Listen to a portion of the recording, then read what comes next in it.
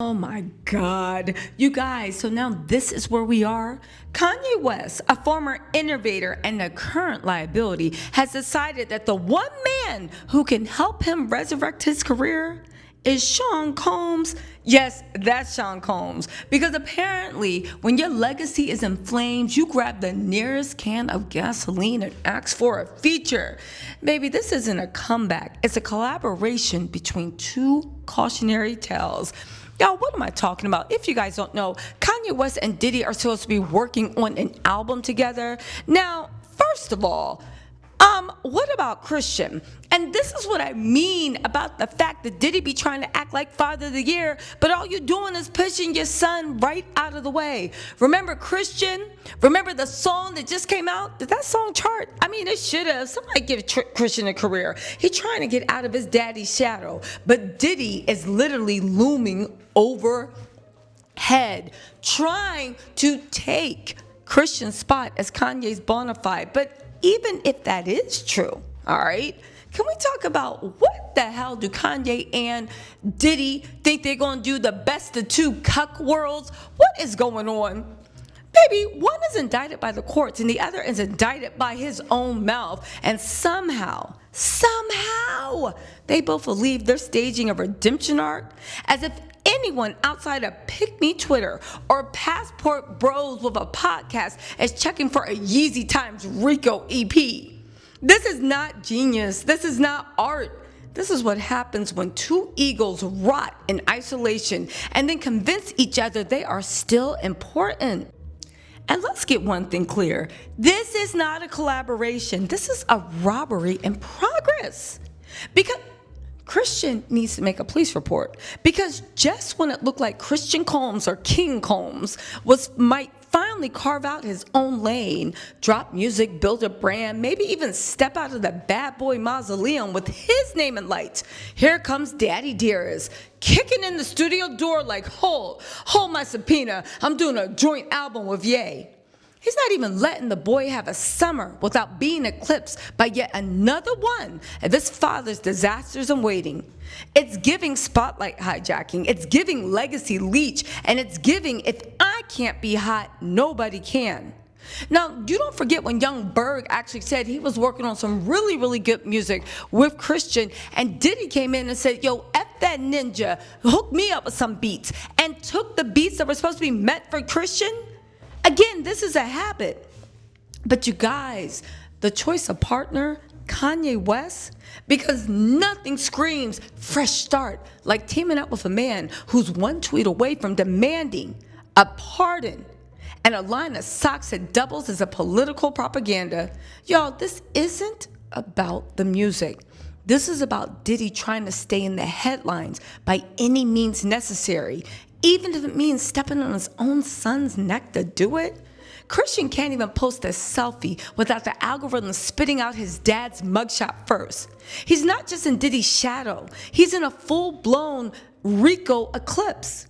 Meanwhile, Diddy sees Kanye not as a risk, but as a lifeboat. Because let's be honest, when you're on the verge of civil collapse, because baby, those lawsuits are about to hit him hard, who better to team up with than the only other celebrity in the industry who isn't afraid to stand next to you?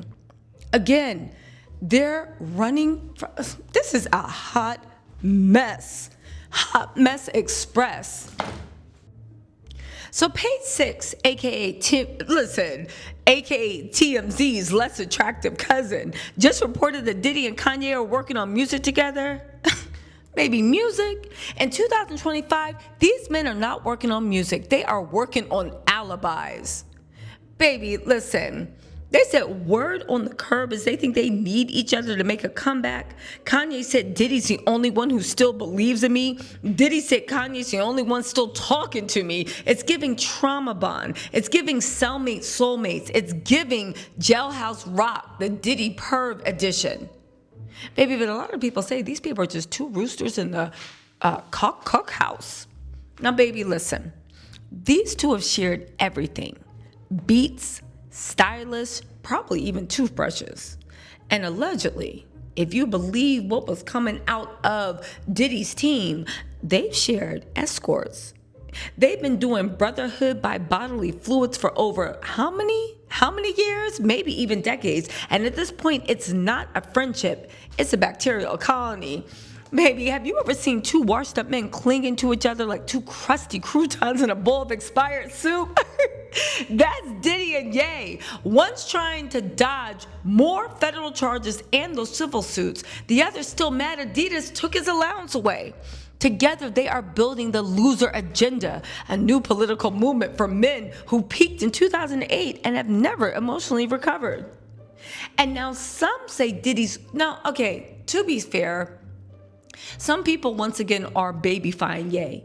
They're saying that Diddy groomed Kanye and that he introduced Kanye to a lifestyle, the parties, the girls, the boys, the NDAs. Others say Kanye corrupted Diddy with all that dragon energy. And honestly, let's be real, who cares? At this point, it's a circular firing squad of delusion. But let's not pretend Kanye is some doe-eyed victim. This man literally has his own lawsuits because he allegedly did Diddy-like things to a woman in Diddy's studio in a party Diddy was throwing. Oddly enough, baby, listen, if Kanye was groomed, he then ran with it like a track star. These aren't enemies, they are matching symptoms. And the real question is, who is this music even for? Baby, this is literally what? When the audience is just as lost as the artist, is that where we are now in 2025? Let's ask the only real question that matters. Who, in the name of delusion, denim, and daddy issues, is this music even for? Because it's not for the charts. It's not for the culture. It's not even for the fans. They left in 2018 and took the aux cord with them. This music is for a very specific demographic. One, it looks like it's for the pick-me's with no exit strategy. Women who have been chewed up and spit out by the patriarchy and instead of leaving the system decided to become its cheerleaders. Is this the plan? These are the people you want vibing to the song? They're praying for a feature credit and a seat on a private jet that isn't going to exist for that much longer. What is this for? The women who defend billionaires on Twitter like they pay them? They call Kanye a genius because he once made a beat that reminded them of their ex. They call Diddy misunderstood because they watched Making of the Band in middle school and never emotionally recovered. Oh my God, sis, please heal yourself. This isn't empowerment. This is Stockholm Syndrome with a side of couture. And then who else is going to be buying this album? The washed up men who think a podcast mic is a personality? These are the guys who quote Kanye like scripture and defend Diddy like their own RICO case isn't pending. They don't have money. They don't have clout, but they have opinions and a Wi-Fi signal and a YouTube channel with who cares how many subscribers. These are the men who talk about masculine energy while living in their mom's house and doing 4-hour live streams on why women don't submit anymore.